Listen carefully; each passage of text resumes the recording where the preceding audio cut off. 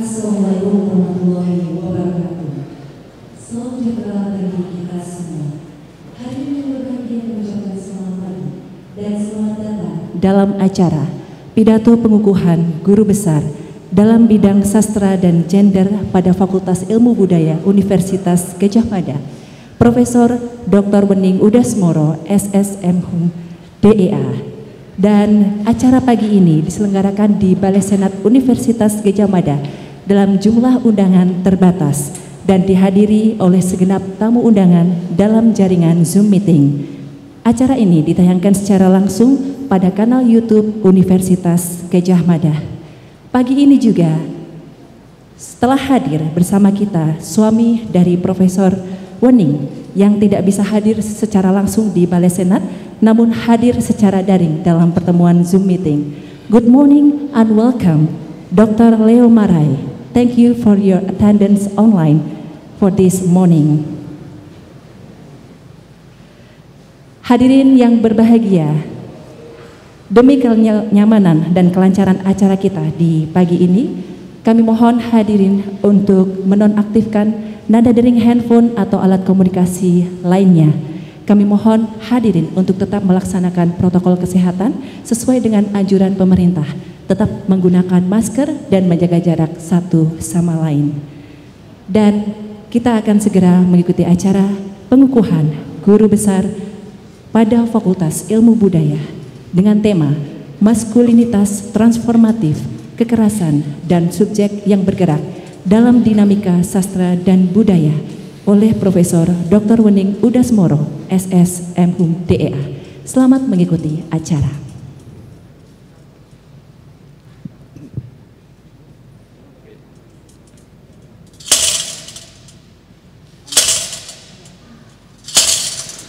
Pimpinan Universitas, Ketua Dewan Guru Besar, dan para guru besar Universitas Gadjah Mada memasuki ruang upacara. Hadirin dimohon berdiri.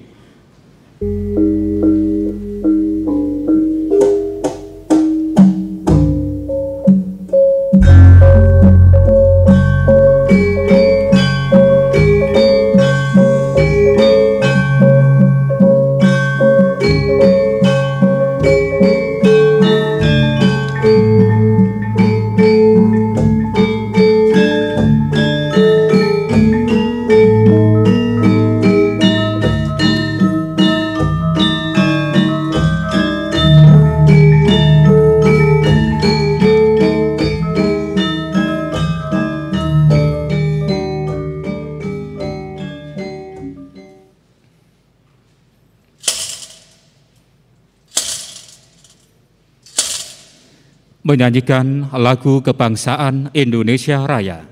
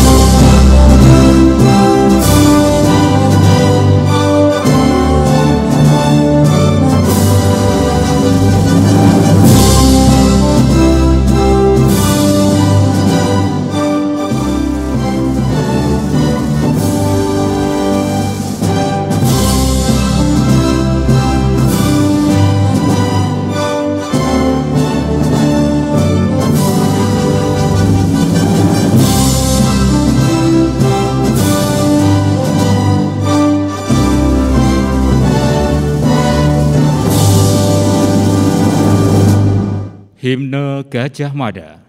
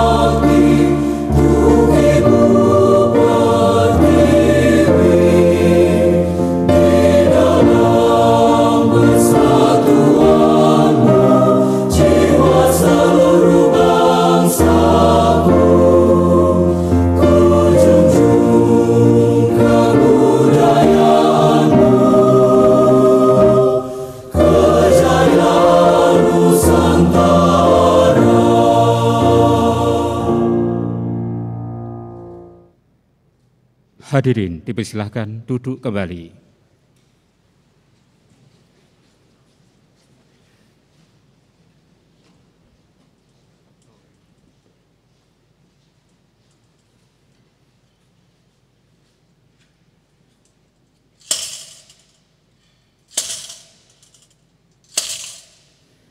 Ketua Dewan Guru Besar Universitas Gajah Mada membuka rapat terbuka universitas untuk melangsungkan upacara pidato pengukuhan bagi Profesor Dr. Wening Udasmoro, SSM Hum DEA.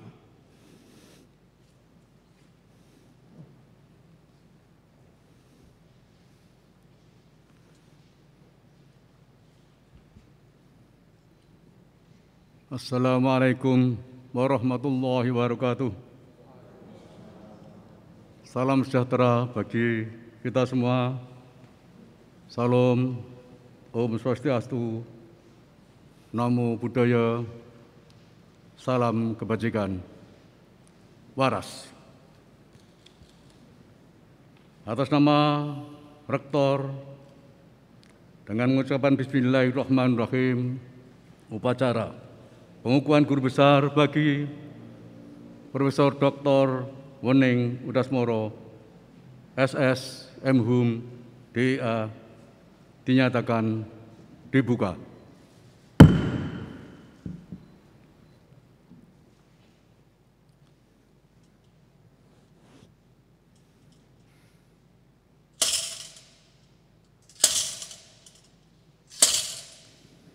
Pembacaan surat keputusan Menteri Pendidikan dan Kebudayaan Republik Indonesia Profesor Dr. Wening Udasmoro, SSM Hum DEA, dimohon berdiri.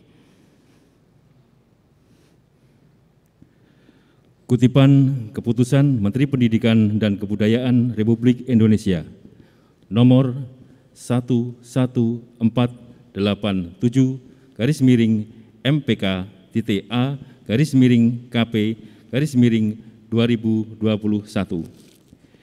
Menteri Pendidikan dan Kebudayaan Republik Indonesia menimbang dan seterusnya, mengingat dan seterusnya, memperhatikan dan seterusnya, memutuskan, menetapkan. Pertama, terhitung mulai tanggal 1 Desember tahun 2020 mengangkat nama Dr. Wening Udasmoro, SSM Hum DEA, nomor induk pegawai 197201261 997022001. Pangkat Pembina Golongan 4A, Unit Kerja Fakultas Ilmu Budaya Universitas Gadjah Mada. Dalam jabatan fungsional dosen sebagai guru besar dalam bidang ilmu sastra dan gender. Kedua, kepada yang bersangkutan diberikan tunjangan jabatan fungsional sesuai dengan ketentuan yang berlaku. Ditetapkan di Jakarta pada tanggal 15 Maret tahun 2021, Menteri Pendidikan dan Kebudayaan Republik Indonesia Nadiem Anwar Makarim. Tembusan disampaikan kepada Kepala Badan Kepegawaian Negara di Jakarta dan seterusnya.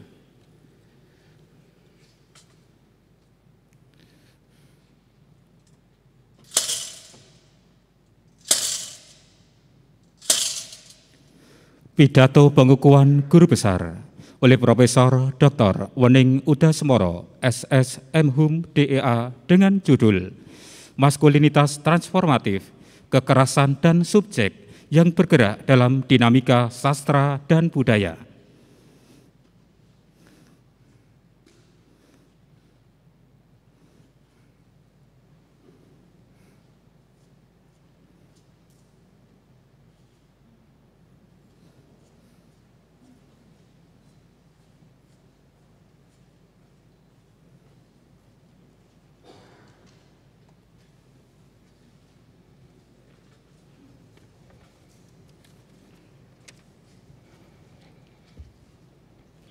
Yang saya hormati Ketua, Sekretaris, dan seluruh anggota Majelis Wali Amanat Universitas Gadjah Mada, Rektor dan para Wakil Rektor Universitas Gadjah Mada beserta jajarannya, Ketua dan Sekretaris Senat, beserta seluruh anggota Senat Universitas Gadjah Mada, Ketua dan Sekretaris beserta seluruh anggota Dewan Guru Besar Universitas Gadjah Mada, para dekan dan wakil dekan Universitas Gadjah Mada dan seluruh dosen, tenaga kependidikan, mahasiswa dan mahasiswi, serta alumni Universitas Gadjah Mada, Bapak dan Ibu para sahabat, keluarga, dan semua yang hadir, baik secara luring maupun daring. Saya juga mengucapkan selamat datang di Zoom meeting untuk suami saya yang kebetulan tidak bisa hadir secara luring pada hari ini. Assalamualaikum warahmatullahi wabarakatuh. Salam sejahtera untuk kita semua. Rasa syukur kita panjatkan kepada Tuhan yang Maha Pengasih yang masih memberi kita kesempatan bertemu pada hari ini.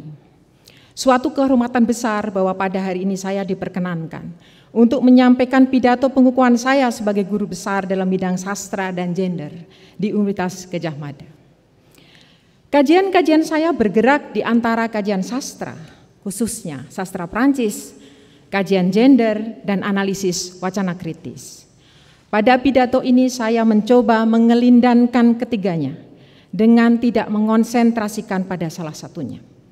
Mengingat bahwa pidato saya ini juga akan diakses tidak hanya oleh kalangan akademisi, maka saya ingin mengangkat satu isu yang menurut saya akan lebih kontributif bagi masyarakat luas. Akhir-akhir ini kita mengalami berbagai peristiwa yang intensitas praktiknya sangat menggejala, yakni persoalan kekerasan. Sebagai akademisi yang mempelajari sastra, saya melihat bahwa kita semua adalah pewaris dari dinasti kekerasan yang narasinya ditransmisikan lewat berbagai cerita, baik secara oral, tertulis maupun visual. Kita mewarisi cerita-cerita epik dan kepahlawanan dari berbagai belahan dunia yang hadir dalam memori kita sejak kita masih kanak-kanak. Narasi budaya, politik, media, serta narasi luas dalam kehidupan kita sehari-hari mencerminkan beroperasinya kekerasan yang seringkali dijadikan mekanisme dalam penyelesaian masalah oleh habitus masyarakat kita. Narasi-narasi tersebut bahkan dikonsumsi sepanjang hari lewat pesan-pesan virtual dan beredar tanpa batas di media sosial. Subjek-subjek yang mentransmisikan pun kadang-kadang adalah mereka yang justru secara sosial dipercaya sebagai pembawa pesan yang diharapkan kontributif, seperti para pamong, politisi, figur politik, figur publik, ataupun para pemimpin agama. Kita berada dalam satu bingkai ruang kekerasan yang menubuh dalam kerangka berpikir dan dalam praksis kehidupan kita. Saudara dan saudari yang saya muliakan, narasi-narasi kekerasan dalam sastra diproduksi dan direproduksi dalam berbagai bentuk. Berikut ini adalah contoh kutipan narasi kekerasan dalam sebuah novel, karya Atik Rahimi, Sengge Sabour, Pierre de Patience, dalam bahasa Indonesianya Batu Kesabaran, yang hampir setiap saat kita juga bisa menemui narasi seperti ini dari karya sastra di seluruh dunia. Mon père, quand il est rentré, trouvant la cage vide, est devenu fou. Hors de lui, il hurlait. Il nous a tabassés, ma mère, mes sœurs et moi, parce que nous n'avions pas surveillé sa caille, sa maudite caille. Pendant qu'il me tapait, j'ai crié que c'était bien fait, parce que c'était à cause de cette maudite caille que Mars avait dû partir. Mon père a tout compris. Il m'a enfermé alors dans le sous-sol. Ini adalah narasi ketika seorang ayah kehilangan burung puyuh peliharaannya. Maka dia melakukan kekerasan terhadap anggota-anggota keluarganya, ibu dan anak-anaknya, terutama anak-anak perempuannya. Skrip kekerasan maskulin seperti yang saya kutip tersebut tidak hanya ada di dalam karya sastra. Skrip-skrip tersebut kita warisi dan secara terus-menerus kita reproduksi lewat mekanisme-mekanisme kultural yang menjelaskan beroperasinya maskulinitas yang dipreservasi lewat narasi-narasi secara historis. Kita seringkali tidak menyadari kehadiran narasi kekerasan ini sebagai sebuah tindakan yang bersifat toksik atau beracun yang berbahaya. Ketidaksadaran kita terjadi karena sebuah mekanisme performatif, yakni kita cenderung mengulang skrip kekerasan tersebut tanpa mempertanyakan mengapa kita harus mengkonsumsinya. Kita pun seringkali juga menjadi subjek yang turut mentransmisikan budaya kekerasan tersebut. Cara kita mempreservasinya juga terfasilitasi oleh produk-produk kapitalisme seperti telepon seluler yang ada karena kita menciptakan keberadaannya. Sebelum saya memulai dengan bahasan mengenai skrip-skrip maskulin yang toksik tersebut, izinkanlah saya memberi sedikit pengantar mengenai konsep maskulinitas yang menjadi lensa di dalam pidato saya ini. Hal ini penting untuk menghindari kesalahpahaman konseptual karena maskulinitas seringkali didefinisikan secara sempit sebagai laki-laki. Sebuah kedangkalan yang sering terjadi karena lagi-lagi kita terbelenggu oleh performativitas epistemologis yang esensialis, memandang bahwa segala penyebab kerusakan adalah karena patriarki. Studi maskulinitas antara lain diawali dari tulisan Raewyn Connell yang berjudul Maskulinities.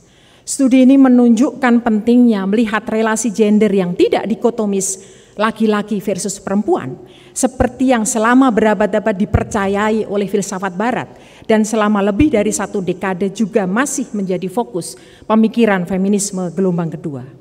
Seperti kita ketahui, feminisme gelombang kedua memulai epistemologi feminismenya dengan menjelaskan patriarki sebagai sebuah sistem. Secara abstraktif, sistem ini disebut sebagai male-dominated system. Hal ini masuk akal karena secara kesejarahan, sistem memang dibuat oleh rejim-rejim kekuasaan yang subjek pembuatnya pada awalnya adalah laki-laki. Sebagai contoh di dalam konteks Perancis, pada awalnya sebuah jenis profesi berartikel laki-laki dengan penanda le. Hal ini terjadi karena perempuan tidak diperkenankan masuk ke dalam dunia pendidikan sampai pada abad ke-19. Male dominated system ini kemudian cenderung diposisikan dalam mindset dikotomis, yakni dua polar berseberangan. Polar-polar dikotomis yang dalam tradisi Eropa merupakan representasi culture laki-laki dan nature perempuan. Ini didobrak dengan sedemikian kuat oleh feminis gelombang kedua sekitar tahun 70-an, 60-an dan 70-an. Mereka memperjuangkan kesetaraan, peran emansipasi, ketidakadilan dan atau eksploitasi dengan masih berdasar pada dikotomi laki-laki dan perempuan. Salah satu metodenya adalah dengan cara dekonstruktif, yakni membalik bahwa perempuan juga memiliki aspek kultural seperti laki-laki. Sementara itu mazhab yang lain pun menggunakan strategic essentialism dengan berargumen bahwa Nietzsche pun adalah entitas penting dalam kehidupan manusia. Dalam perkembangan epistemologinya, Connell berargumen bahwa relasi gender bukan hanya persoalan kontestasi antara laki-laki dan perempuan, tetapi merupakan sebuah matriks yang sangat kompleks. Kemudian male-dominated system mengalami interpretasi ulang pada tahun 80-an dan 90-an ketika konsep equality ditinjau kembali dengan cara berpikir para feminis Prancis seperti Luce Irigaray, Julia Kristeva, dan Hélène Cixous dengan konsep mereka mengenai differences. Dalam hal ini, kesetaraan dianggap tidak akan membawa keadilan tanpa perspektif differences karena setiap masyarakat tidak bersifat tunggal. Pemikir-pemikir beraliran interseksional seperti Chandra Mohanty, Kimberly Crenshaw, Patricia Hill Collins, dan Bell Hooks juga memberikan cara pandang yang mengetengahkan persoalan interseksionalitas. Dalam cara pandang ini gender tidak pernah berdiri sendiri. Gender selalu mengalami interseksi dengan kategori sosial yang lain, seperti etnisitas, agama, ras, pendidikan, dan sebagainya. Namun relasi laki-laki dan perempuan yang tidak bersifat rigid tersebut dianggap masih belum menjawab persoalan relasi gender yang terjadi. Raymond Connell menganggap bahwa tidak cukup membicarakan gender dalam konteks laki-laki dan perempuan. Menurutnya dibutuhkan konsep yang lebih subtil dan mikro yang kemudian memunculkan teori maskulinitisnya yang sangat terkenal pada tahun 2000-an. Connell memosisikan maskulinitis ini sebagai nilai yang ditubuhkan kepada laki-laki yang kemudian secara kultural dioperasikan menjadi skrip yang diproduksi, dikonsumsi, dan direproduksi dalam kehidupan sehari-hari. Maskulinitas bukan laki-laki itu sendiri, tetapi nilai yang seringkali ditubuhkan pada laki-laki. Nilai-nilai ini memang lebih banyak diadopsi oleh laki-laki sehingga tampak sebagai budaya laki-laki, tetapi tidak berarti bahwa perempuan tidak mengadopsi nilai-nilai maskulinitis. Artinya banyak perempuan yang mengadopsi nilai maskulinitis meskipun dengan titik pandang yang berbeda. Dalam konteks pertama, mereka para perempuan kadang menjadi kombatan dan pemicu konflik dan peperangan. Banyak perempuan atau ibu yang justru mengirim anaknya untuk ikut berperang dengan dalih membela agama. Namun dalam konteks kedua, banyak perempuan yang menjadi kombatan dan mengadopsi maskulinitis sebagai bagian dari pembelaan diri. Artinya, tidak seluruh female maskulinitis merupakan imitasi dari male masculine virility. Bapak dan Ibu yang saya hormati, dalam maskulinitis sendiri Connell membuat tipologi yang seringkali dipakai tetapi juga diperdebatkan, yakni hegemonic, marginal, komplisит, dan subordinate maskulinitis. Saya hanya akan membahas satu aspek dari konsep yang sudah jamak digunakan di dalam dunia akademik baik di Indonesia maupun secara global, yakni konsep hegemonic maskulinitis. Toxic maskulinitis berhubungan erat dengan hegemonic maskulinitis. Hegemonic maskulinitis ini adalah nilai yang merupakan strata tertinggi di dalam gender order yang menjelaskan dominasi, keperkasaan, keberanian, dan legitimasi, baik dalam tataran fisik maupun psikologis. Mereka yang mengadopsi hegemonic maskulinitis ini disebut Connell memiliki sifat keras, kasar, dan juga militarized maskulin. Yang menjadi persoalan adalah ketika dominasi-dominasi yang dimunculkan ini kemudian membawa perilaku dan sifat yang berbahaya bagi masyarakat. Nilai maskulin yang keras dan kasar yang kemudian diadopsi ini dapat mengarah kepada sebuah nilai yang bersifat toksik karena berbahaya bagi lingkungan baik privat maupun publik.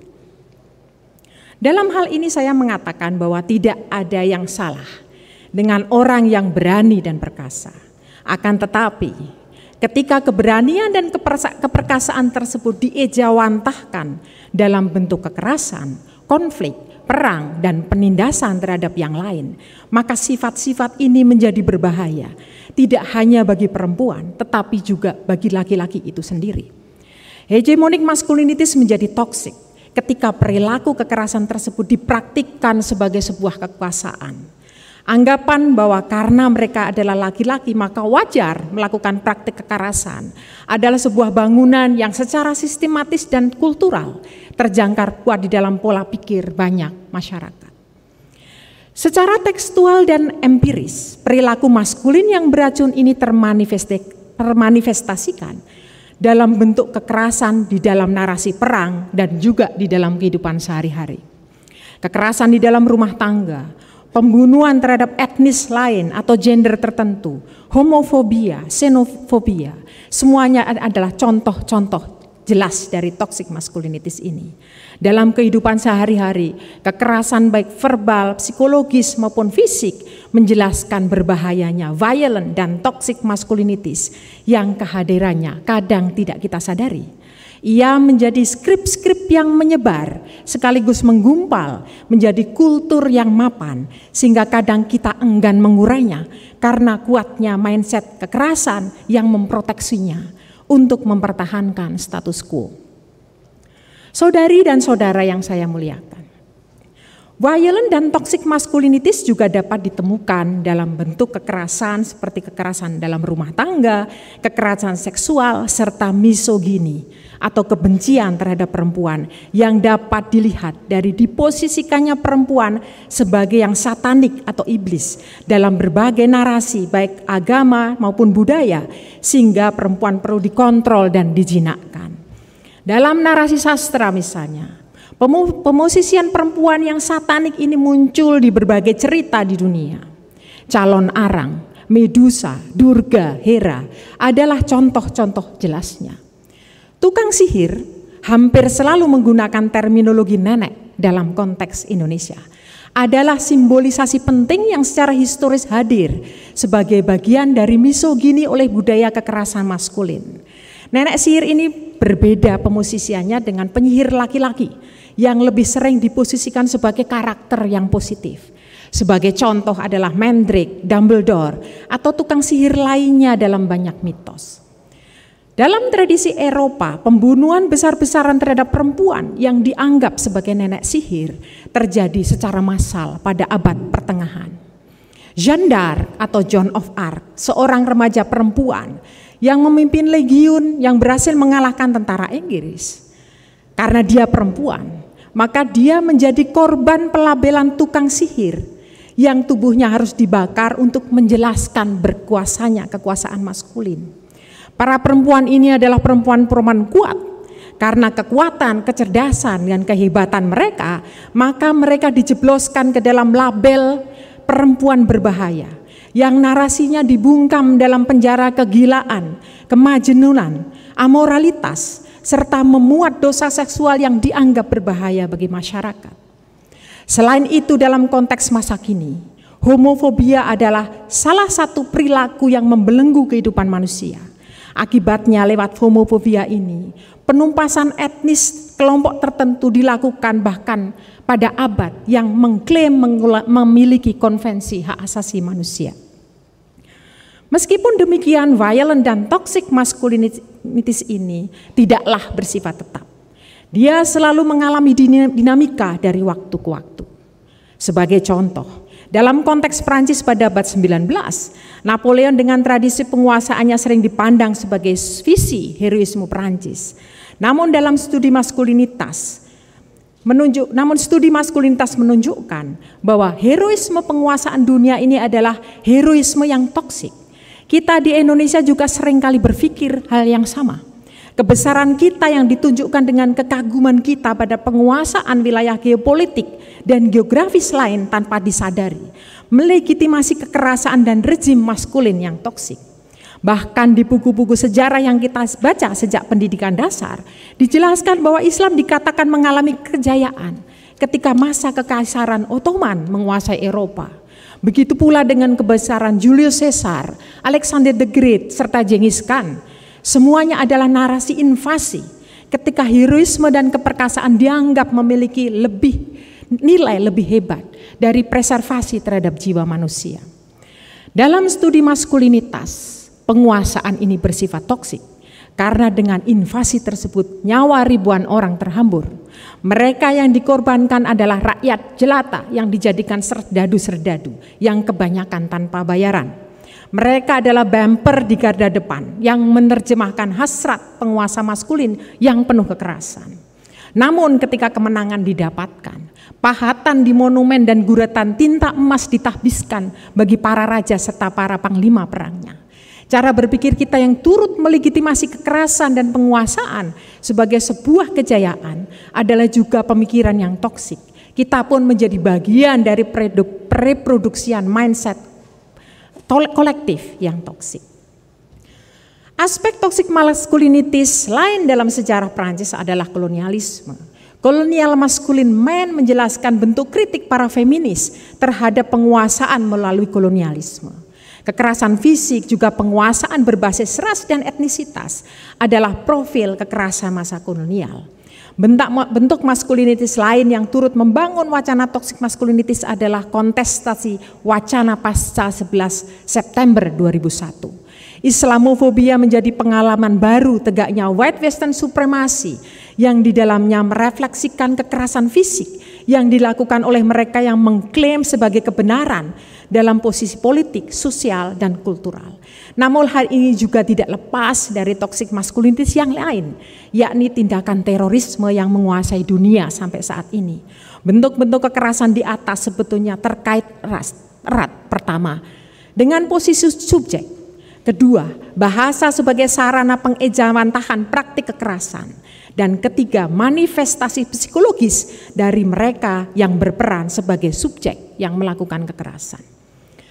Dalam konteks relasi subjek dan objek, kekerasan hampir selalu dilakukan oleh subjek yang merasa memiliki determinasi kekuasaan dan kebenaran yang ia percayai sebagai sesuatu yang absolut, yang diklaim sebagai miliknya. Jika kekerasan adalah bentuk manifestasi libidinal dalam konteks Sigmund Freud dan merupakan lack atau kekurangan dalam konteks Jacques Lacan, maka saya lebih mengarahkan posisi saya yang menjelaskan bahwa hal ini adalah persoalan desire atau hasrat. Hasrat kekerasan termanifestasi karena lumpuhnya bahasa sebagai alat yang digunakan untuk membangun logika yang dapat mengekangnya. Kekerasan fisik biasanya dilakukan karena ketidakmampuan seseorang membangun argumentasinya lewat bahasa. Sementara itu kekerasan bahasa juga sering terjadi karena lemahnya kemampuan argumentasi yang konstruktif lewat bahasa. Bapak dan Ibu yang saya muliakan, ketika berbicara mengenai maskulinitis yang penuh kekerasan tersebut, kita sebetulnya berbicara mengenai relasi-relasi subjek. Kajian mengenai subjek ini dalam ilmu sosial humaniora bergerak dari relasi subject to object relation ke subject to subject relation. Para feminisme gelombang kedua kebanyakan memiliki pandangan terkait dengan persoalan relasi subjek objek. Hal ini bisa dijelaskan dengan karena situasi pada tahun 60-an 70-an. Posisi perempuan memang masih sedemikian subordinatif sehingga perjuangan untuk subjektiviti mereka menjadi sangat penting. Namun sejalan dengan waktu, konsep relasi subjek objek pun terus bergerak. Tulisan Donna Haraway dalam Cyborg Manifesto secara jelas mendekonstruksi pandangan tersebut. Sambil mengkritisi white western supremacy sebagai subjek yang melakukan praktik subjek-objek relation sebagai bagian dari tradisi Eropa, Haraway memunculkan cara pandang yang mengubah posisi objek menjadi subjek. Haraway menjadikan objek sebagai subjek yang dalam hal ini antara lain adalah alam dan lingkungan.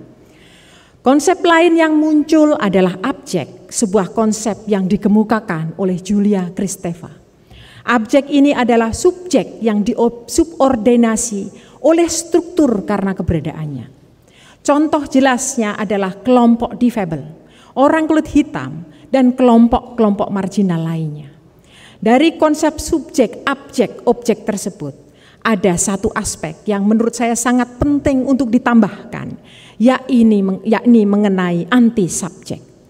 Konsep anti-subjek ini saya ambil dari studi sastra yang ditulis oleh Alzida Julien Grema yang dalam akte sosial modelnya menawarkan konsep anti-subjek, yakni subjek yang merupakan rival dari subjek. Anti-subjek ini adalah subjek-subjek yang melakukan bentuk kekerasan yang merugikan orang lain. Meskipun dalam analisis sastra yang dekonstruktif dapat pula dilihat bahwa pengantisubjekan dapat terjadi karena posisionalitas pengarang yang bias. Namun dalam pidato ini, anti-subjek saya definisikan dalam hubungannya dengan subjek-subjek pelaku violent dan toxic masculinities yang memang melakukan bentuk-bentuk kekerasan terhadap yang lain karena relasi kekuasaan yang timpang.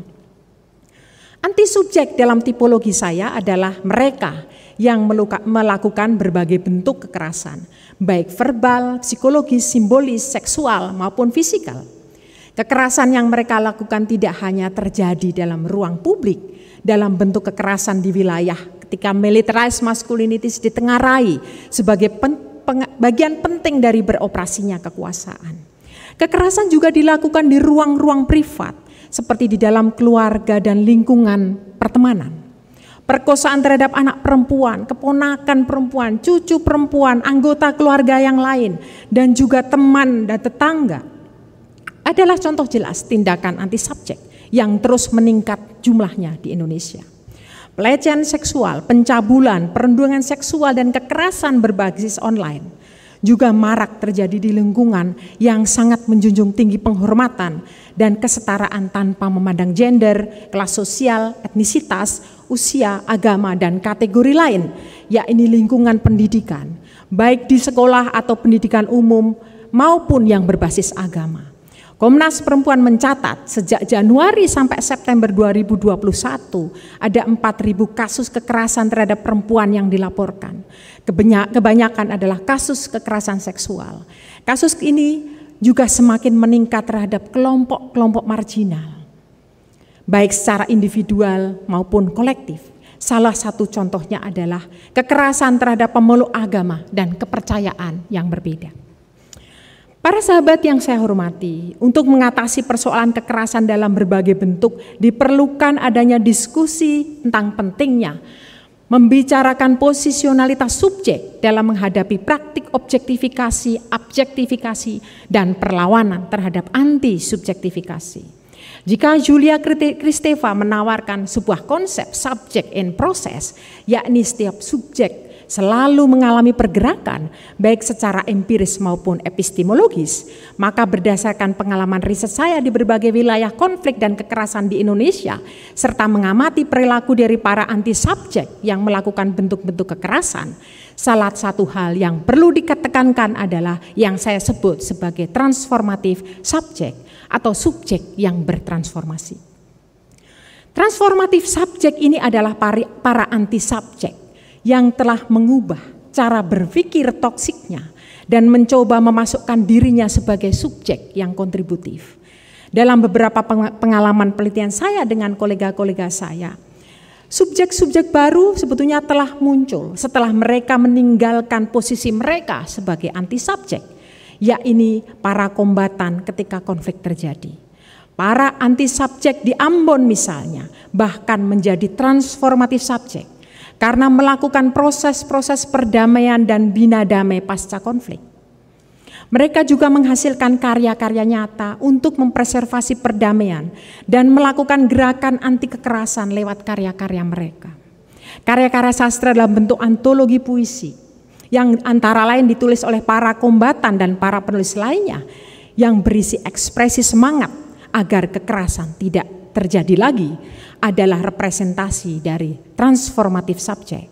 Satu gerakan yang cukup kolektif adalah kelompok seni Paparisa Ambon Bergerak yang dimotori oleh Pierre Ajawalia yang telah menyumbangkan pemikiran cemerlang dalam cara menghubungkan secara kultural kelompok-kelompok yang sebelumnya bertentangan pandangan dan berkontestasi dalam konflik.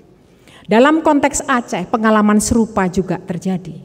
sebuah organisasi massa Ormas Raya yang sebelumnya adalah para anggota Gerakan Aceh Merdeka, pada masa daurah operasi militer menjadi subjek transformatif dengan cara melakukan kegiatan anti kekerasan dan memulai cara hidup baru bersama melalui gerakan seni dan budaya sebagai implementasi kontributifnya. Para mantan Inong Bali, tentara perempuan GAM, juga melakukan hal yang sama dengan proses-proses mengintegrasikan diri mereka dalam budaya yang lebih menjunjung perdamaian. Bapak dan Ibu yang saya muliakan, mereka-mereka yang pada masa lalu menjadi anti subjek dalam skala besar karena berada dalam situasi konflik dan kekerasan yang bersifat makro telah mengubah cara pandangnya dan melihat tidak pentingnya violent dan toxic maskulinitis bagi diri, keluarga, dan masyarakat. Kesadaran ini seringkali tidak bersifat individual, tetapi juga bersifat kolektif. Hal ini terjadi karena kesadaran akan pentingnya memosisikan diri sebagai subjek yang sederajat vis-a-vis subjek lain. Kesadaran individual dan kolektif menolak kekerasan dan tindakan toksik membutuhkan mekanisme. Salah satu mekanisme yang paling penting adalah mendobrak kesadaran kita sendiri, yakni dengan cara meninjau ulang praktik-praktik maskulinitis yang penuh kekerasan dan bersifat toksik yang masih kita percayai. Narasi-narasi sastra dan budaya akan dapat berfungsi lewat penarasiannya yang berbeda-beda. Mengenalkan friendly subject sebagai narasi yang kuat lewat sastra, berbagai lini media, sistem pendidikan, baik di tingkat sekolah, keluarga, maupun dalam percakapan masyarakat di keseharian, dapat menjadi mekanisme yang akan berfungsi lebih tahan lama. Selain aspek-aspek hukum tentu saja yang ditegakkan ketika terjadi pelanggaran dalam berbagai bentuk kekerasan, tidak ada yang mudah dilakukan. Apalagi ketika struktur berpikir kita sudah sedemikian mempercayai suatu pola berpikir tertentu. Namun hal tersebut bukan suatu kemustahilan untuk dilakukan, mengingat kita semua memiliki potensi sebagai subject and process dan juga sebagai transformative subject. Demikian usulan kecil yang dapat saya sampaikan dalam pidato ini. Sebuah serpian kecil untuk membongkar permasalahan yang besar sehingga membutuhkan kerja bersama. Membongkar sistem kekerasan terkadang perlu dimulai dari diri sendiri. Karena dalam diri sendiri yang telah secara mapan terbentuk oleh struktur kekerasan, perlu cara baru membangun refleksi. Bapak dan Ibu yang saya hormati, pengukuhan saya sebagai guru besar dalam bidang sastra dan gender tidak terlepas dari peran berbagai pihak yang telah memberikan dorongan dan semangat kepada saya selama 24 tahun lebih menjadi dosen di Fakultas Ilmu Budaya.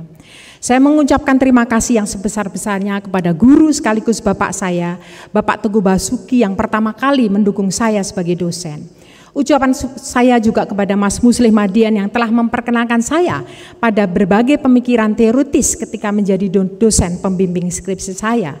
Juga kepada almarhumah Dr. Siti Hariti Sastriani, sahabat saya, teman diskusi saya yang sangat setia dalam pertemanannya.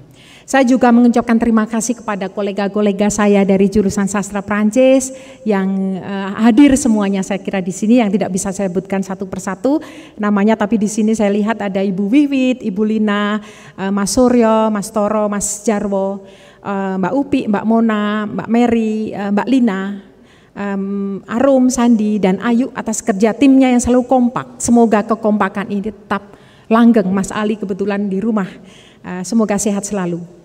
Ucapan terima kasih juga saya ucapkan kepada Mas Pujo Semedi, Pak Daud Aristanu Dirjo, dan Pak Heru Marwata yang telah menjadi tim solid selama saya menjadi wakil dekan periode 2012-2016 dengan selalu mendukung usaha-usaha penulisan saya. Ucapan terima kasih juga saya sampaikan kepada Mas Tiadi, Bu Nur Saktiningrum, dan Mas Agus Wiknyo yang telah meringankan beban tugas saya sebagai dekan 2016-2021 sehingga kegiatan menulis saya tetap berjalan lancar. Rasa terima kasih juga kepada Mas Zam dan Mbak Dewi yang sudah membantu kerja saya secara penuh selama hampir 9 tahun. Apresiasi saya yang setinggi-tingginya saya juga sampaikan kepada para guru besar Fakultas Ilmu Budaya yang telah memacu semangat saya untuk terus berkarya. Beribu terima kasih kepada Profesor Bambang Purwanto yang telah memberikan motivasi kepada saya secara maksimal agar saya peduli dengan kenaikan pangkat dan jabatan dalam kondisi saya sebagai pamong fakultas. Rasa terima kasih juga kepada Profesor Hedi Sri Ahimsa Putra yang telah memberikan support kepada saya selama saya menjadi dekan dalam jabatan beliau sebagai Ketua Senat FIB UGM sehingga tugas saya sebagai pamong dimudahkan. Rasa terima kasih juga kepada kolega-kolega di Kajian Budaya Media, utamanya Mbak Ratna Noviani juga hadir di sini atas diskusi-diskusi teoritisnya yang selalu menginspirasi. Saya juga berhutang budi kepada Prof. Faruk yang pertama kali memperkenalkan prodi ini kepada saya sehingga saya berkesempatan bertemu dengan para kolega yang kritis. Saya juga sangat berhutang budi kepada para kolega di Indonesian Consortium for Religious Studies. Saya mendapatkan banyak ilmu dari teman-teman dari UIN Sunan Kalijaga dan Universitas Kristen Duta Wacana yang berkontribusi terhadap pengembangan keilmuan saya. Terima kasih saya pada Prof. Berni Risakota, orang yang pertama memberi kepercayaan kepada saya, mengajar tandem dengan beliau di ICRS. Juga kepada Prodi Seni Pertunjukan, Seni Rupa dan Seni Pertunjukan yang telah memperkenalkan saya pada prodi ini. Ucapan terima kasih saya juga kepada teman-teman saya yang tidak berada di Indonesia. Tim riset saya ada Profesor Elisabeth Brugel dan kawan-kawan yang tidak bisa hadir. Tapi saya berterima kasih kepada sahabat penelitian lapangan saya, Mbak Arifah Rahmawati dan para asisten peneliti saya di Aceh, Ambon, dan Jawa Timur. Selain itu ada pula sahabat saya, Mbak Ratna Saptari yang turut membangun pemahaman saya terhadap keilmuan dalam kajian gender. Dalam kajian wacana saya sangat berhutang budi kepada Profesor Franz Wysen. Saya juga mengucapkan terima kasih kepada pemberi masukan tulisan-tulisan saya yang dari Perancis, terutama Remy Madinier, Jean-Marc de Graaf, dan saya juga tidak lupa pada Pak Jean-Luc Morer. Juga pada teman-teman Pusat Studi Asia Tenggara, PSKP juga, dan juga di sini saya berterima kasih sekali kepada Mbak Widya Nayati dari PSW yang serta Mas Najib yang selalu melibatkan saya di dalam kegiatan-kegiatan mereka. Rasa terima kasih juga saya sampaikan kepada Mbak Rahmidiah Larasati yang telah berkenan membaca tulisan saya. Untuk Mbak Mutiah Amini, Mbak Sulistiawati, terima kasih atas pertemanannya. Saya juga berhutang budi kepada Wakil Dekan periode 2012-2016, Wakil Dekan UGM, dan para Dekan periode 2016-2021. Tentu saja saya ucapkan terima kasih yang luar biasa kepada seluruh dosen dan tendik Fakultas Ilmu Budaya, para mahasiswa, alumni yang banyak dari mereka selalu antusias mengikuti kegiatan akademik saya. Saya juga sangat beruntung memiliki keluarga yang sangat suportif kepada saya tanpa membedakan persoalan gender. Ibu saya almarhumah Sri Suhani dan bapak saya almarhum Hesti Wibowo serta eyang saya Sulastri adalah pahlawan dan inspirator bagi saya. Juga keluarga besar saya yang hadir di sini ada keluarga kebetulan dari keluarga Cipto Legowo, keluarga Sengkut Pandega, keluarga almarhum Teguh Supurbo, keluarga Bapak Sunardi, Ibu Sri Bandu Wahyuni, seluruh keluarga besar. Juga dari keluarga besar ibu saya juga hadir semuanya di sini. Ada tante saya, Ibu Sri Suswardani, keluarga Ibu Sri Rahayu dengan putri-putrinya di sini juga ada Majen TNI Dr. Henu Basworo beserta Mbak Angela Truli Dianawati, kakak sepupu saya, dan juga sepupu-sepupu saya yang lain, keluarga Bapak Sumbono, Ibu Sri Sunarti. Juga ucapan terima kasih saya pada Mas Andika Perkasa beserta istri dan keluarga besar, kakak sepupu saya yang dalam kesibukan beliau selalu memberi perhatian kepada saya. Kemudian adik saya satu-satunya Prawarti Pratnajati dan suaminya yang hadir di sini, Irfayanto serta keponakan saya, Edra Elia dan almarhum ayah, adalah penyemangat tulen dalam hidup saya. Ucapan terima kasih juga kepada keluarga Nana Makarim, Fitri, Mbak Tari yang selalu mendukung saya. Ucapan terima kasih untuk seluruh keluarga besar saya di Papua New Guinea.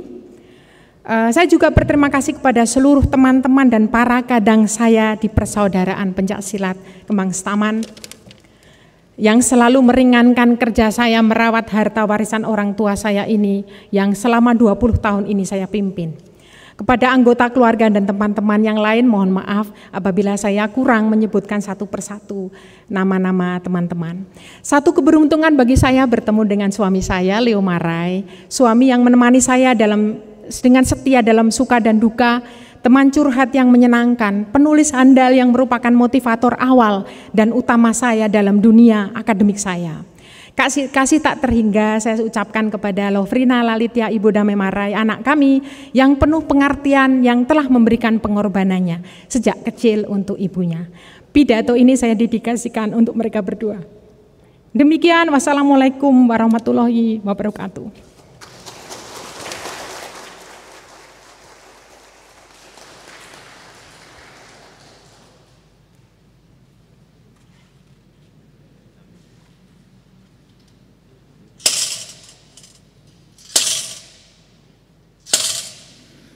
Pengalungan Samir Guru Besar oleh Sekretaris Dewan Guru Besar Universitas Gadjah Mada.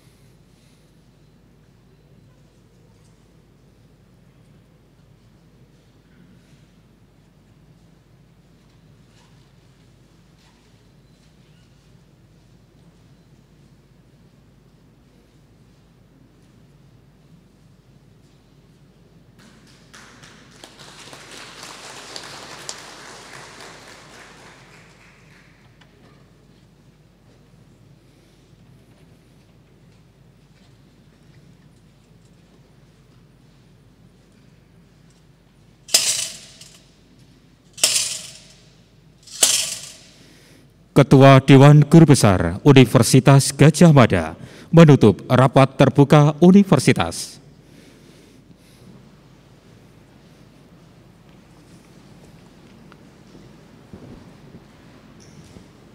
Sebelum menutup, izinkan saya menyampaikan ucapan terima kasih pada hadirin sekalian yang bisa bergabung di Balai Senat Universitas Gadjah Mada dalam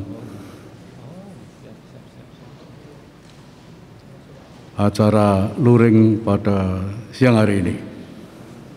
Saya tidak mungkin menyebut nama hadirin sekalian satu persatu, tapi izinkan saya menyampaikan ucapan terima kasih yang besar-besarnya atas kehadiran Mayor Jenderal TNI Dr. Henu Basworo dan istri, dosen Universitas Pertahanan.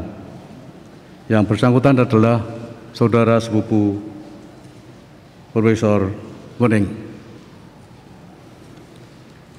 Izinkan pula saya menyapa para hadirin sekalian yang berkesempatan untuk mengikuti pidato pengakuan ini secara luring. Terima kasih atas partisipasinya, maaf secara daring. Secara virtual banyak sekali yang bergabung dalam acara pengukuhan ini. Tentu saya tidak bisa menyebut satu persatu, tapi izinkan kami menyapa dan menyampaikan ucapan terima kasih pada beberapa tamu khusus Profesor Wening. It is a great honor to acknowledge with thanks the participants of Your Excellencies. Yang pertama, Dr. Leo Marai, Dean Faculty of Social Science and Humanities, University of Papua New Guinea, suami Profesor Wening. Yang terhormat, Jenderal Andika Perkasa, Panglima TNI Republik Indonesia, sepupu Profesor Wening. Profesor Philippe Granye, atas kerjasama bahasa Perancis, Kedutaan Besar Perancis di Indonesia. Profesor Thierry Gobier, atas kerjasama Sains dan Teknologi Kedutaan Besar Perancis di Indonesia, Dr. Philomene Robin, atas kerjasama Universitas Kedutaan Besar Perancis di Indonesia, Dr. Francois Dabin, Direktur Institut Perancis Indonesia di Yogyakarta, Profesor Tri Indri Hardini, Dekan Fakultas Bahasa dan Seni Universitas Pendidikan Indonesia, Profesor Rahmi Diah Larasati, dosen di College of Liberal Arts, University of Minnesota, USA, Dr. Stephanie Doer,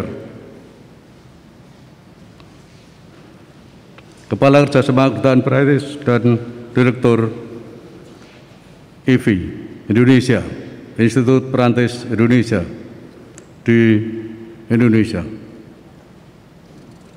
Terima kasih pada hari ini sekalian, yang saya sekali lagi tidak mampu menyebut satu persatu, baik yang berpartisipasi secara luring maupun secara daring. Selanjutnya, sebelum saya menutup upacara pengukuhan ini, perlu kami sampaikan bahwa Profesor Dr. Wening Udasmoro, SS, MHum, DEA, merupakan salah satu dari 352 guru besar yang masih aktif di Universitas Gadjah Mada. Sekali lagi, 352 guru besar yang masih aktif di Universitas Gadjah Mada. Selanjutnya, di tingkat fakultas adalah satu dari 11 guru besar yang masih aktif dari 43 guru besar pada Fakultas Ilmu Budaya. Dengan mengucapkan syukur alhamdulillah, upacara pengukuhan guru besar bagi Profesor Dr. Wening Udasmoro, SS, MHum, DA dinyatakan ditutup.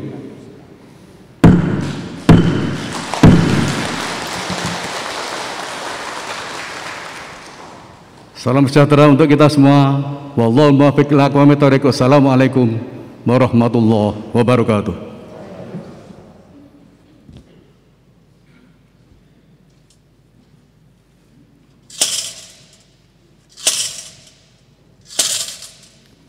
Profesor Dr. Wening Udasmoro, SS, MHum, DEA, beserta putra-putri meninggalkan tempat upacara.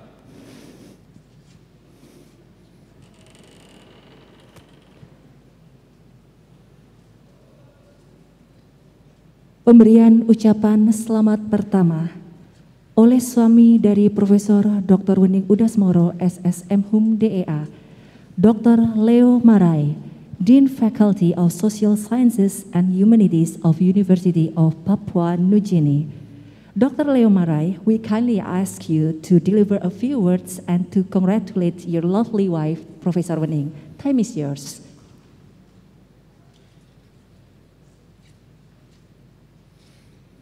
Thank you, everyone. I just want to Please wish my unmute wife. your audio and repeat your speak. Okay, thank you very much, Chairperson. Thank you. I just want to wish my wife, Professor Wening Udasmoro, congratulations message to her for attaining the highest level of qualification in academia, which is a professorship. I know you deserve it. My wife, you have worked very hard. And I think the Indonesian people are supposed to be very proud of you and your family as well. And I congratulate you because you have been tirelessly working as an academic to serve Gadjah Mada University, your faculty, Ilmu Budaya, and you have done well since you attained your PhD some years back. I'm so happy and proud of you, and, including my daughter, Lovrena, and family in Magelang.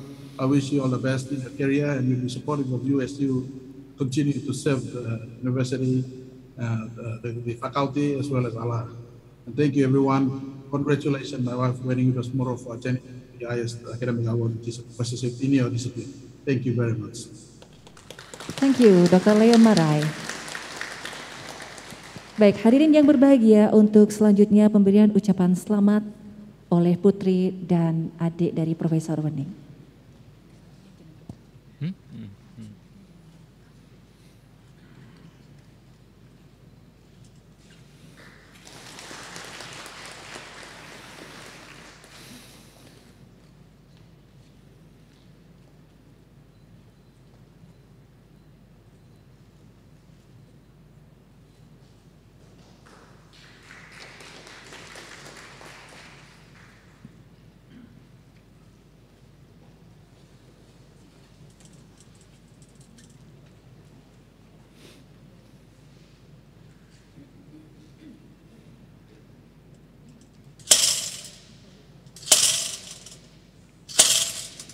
Pimpinan Universitas, Ketua Dewan Guru Besar, dan para guru besar Universitas Gadjah Mada meninggalkan tempat upacara. Hadirin dimohon berdiri.